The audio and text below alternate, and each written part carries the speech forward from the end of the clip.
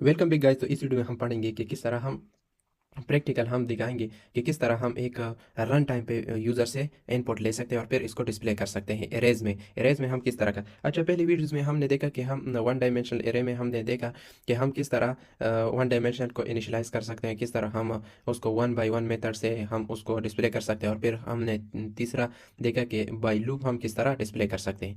अच्छा, ये हमारे पास इनिशियलाइजेशन प्रोसेस है जो कि एरेज का है, जो सिंटेक्स है वो इस तरह होगा। और ये हमारे पास जो वन बाय वन मेथड है वो ये है, और हमारे पास जो लूप मेथड है वो हमारे पास ये है। अच्छा, अब हम क्या करेंगे कि रन टाइम पे हम यूज़र से इनपुट लेंगे। अच्छा, इसको हम कमेंट कर लेते हैं और यहाँ पर मैं लिखता हूँ run time input input from user. अच्छा, यहाँ पर पहले जो हमारे पास सिंटेक्स होगा वो हमारे पास, फॉर एग्जांपल मैं लेता हूँ वेरिएबल और वन।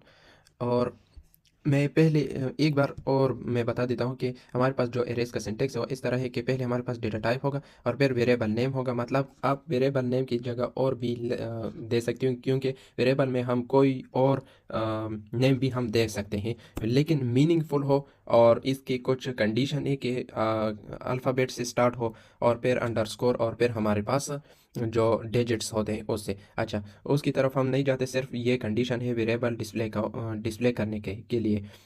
अच्छा, यहाँ पर हम एक साइज़ दे देंगे, फॉर एग्जांपल मैं देता हूँ 5 साइज़ देता हूँ। अच्छा, ये हमने सिर्फ डिक्लेयर किया है, ये हमने सिर्फ डिक्लेयर किया है। अगर हम इसको वैल्यू देंगे, फॉर एग्जांपल 1 2 3 और 4 हो गया, 5 हो गया, तो ये हमारे पास इनिशियलाइजेशन होगा। लेकिन हम ये नहीं करते क्योंकि हम यूज़र से इनपुट में लेंगे वैल्यूज़ और फिर इसको डिस्प्ले करेंगे। अच्छा, यहाँ पर हम एक मैसेज को डिस्प्ले करते हैं कि enter the values for variable हमारे पास हो गया, और फिर हम दे देंगे फॉर एग्जांपल यहाँ पर हम इंडेल देखिए दे देंगे कि नेक्स्ट लाइन में आ जाए।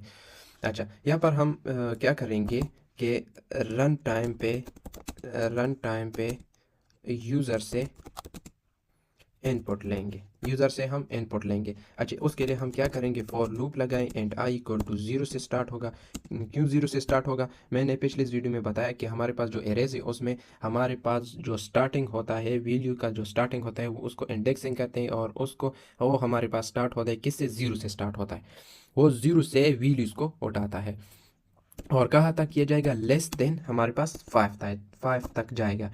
क्यों 5 तक जाएगा, अगर आप जीरो से लेस देन 5, हमारे पास क्या हो गया, 4 हो गया। जीरो से अगर आप 4 तक काउंट करें तो हमारे पास कितने आते हैं, हमारे पास 5 आते हैं। तो इसलिए हमारे पास साइज भी 5 है और हमने लेस देन 5 भी लिया है। अच्छा, यहाँ पर हम आई लगा देंगे और फिर हमारे पास C++ हो जाएगा। और यहाँ पर हम क्या करेंगे, सी एन करें, मतलब यूज़र से इनपुट लेंगे। यहाँ पर हमारे पास वेरिएबल 1 हो गया और जो हमने लूप लगाया है उसको इस लिस्ट में डाल देंगे, स्क्वायर ब्रैकेट में डाल दें। अच्छा, यहाँ पर हम क्या करेंगे कि डिस्प्ले करेंगे द आउटपुट। हम इस जो हमने यूज़र से इनपुट लिया है इसको हम डिस्प्ले करें। इसके लिए हम फिर लूप लगाएंगे and j equal to zero. वही मेथड है हमारे पास, इंडेक्स ज़ीरो से स्टार्ट होगा और लेस देन हमारे पास क्या होगा, 5 होगा, और फिर हमारे पास जे और प्लस प्लस होगा। अच्छा, यहाँ पर हम डिस्प्ले करेंगे सी आउट और वेरिएबल 1 होगा, और हमारे पास जो लूप चल रहा है जे के लिए चल रहा है वो होगा। और फिर यहाँ पर हम थोड़ा सा स्पेस दे देंगे ताकि वैल्यूज़ के दरमियान में थोड़ा सा स्पेस हो, और फिर यहाँ पर हम क्या लगा देंगे, इंडेल लगा दें। अच्छा, मैंने पिछले इस वीडियो में बताया कि इंडेल हमारे पास इंड लाइन के लिए इस्तेमाल हो, इसके अलावा हमारे पास एस्केप सीक्वेंसेस होते हैं जिसकी कोई ख़ास मीनिंग्स होती है। अच्छा, वो हमारे पास वो भी आप यूज़ कर सकते हैं। फॉर एग्जांपल हमारे पास है स्लैश एन है, स्लैश एन हमारे पास यूज़ होता है नेक्स्ट लाइन के लिए। अब हम आज अभी के लिए हम इस वीडियो में हम स्लैश एन को बैक स्लैश, जिसको हम बोलते हैं बैक स्लैश, ये स्लैश नहीं बैक स्लैश एन हमारे पास यूज़ होता है नेक्स्ट लाइन। अच्छा, अब हम इसको रन करते हैं कि इसका आउटपुट हमारे पास किस तरह आता है। अच्छा, रन टाइम वैल्यू के लिए हमारे पास मैसेज डिस्प्ले हुआ और फिर हम इसको एंटर करते हैं। फॉर एग्जांपल मैं एंटर करता हूँ 2 को एंटर करता हूँ, 5 को एंटर करता हूँ, 7 को एंटर करता हूँ और 8 को एंटर करता हूँ, और हमारे पास लास्ट जो बच गया वो हमारे पास 9 को मैं एंटर करता हूँ। तो ये आप देख सकते हैं कि हमारे पास मैसेज डिस्प्ले हुआ 2 5 7 8 9। यानी कितने वैल्यूज़ हमारे पास हमने एंटर किया, 1 2 3 4 5। तो 5 वैल्यू में हमने एंटर किया और 5 हमारे पास आउटपुट आ गए। 5 वैल्यूज़ का हमारे पास आउटपुट आ गया 2 5 7 8 9।